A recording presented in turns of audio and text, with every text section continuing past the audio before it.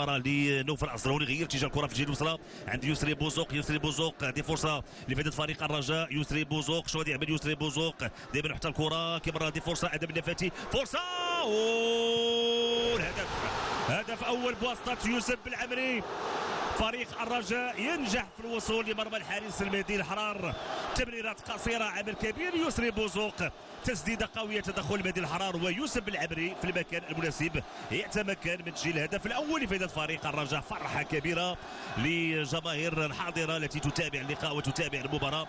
والرجاء اذا تقريبا قرب 3 ديال الدقائق ينجح في الوصول لمرمى الحارس المهدي الحرار. هدف اول لفائده فريق الرجاء. سنتابع يسري بوزوق.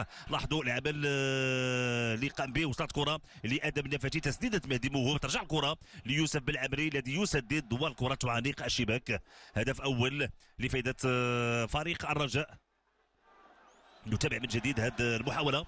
لاحظوا هذه المترابطات وهذه التمريرات القصيره بين لاعبي فريق الرجاء، وبالتالي الوصول لشباك الحارس المهدي الحرار اللي صراحه التالق ديالو والتدخل ديالو كان ناجح في الكره الاولى ديال مهدي موهوب، ولكن يوسف بالعبري كيتمكن من التسديد وايصال الكره للشباك. اكيد غنتظروا هناك بعض الاحتجاجات ديال اللاعبين ديال فريق شباب المحمديه.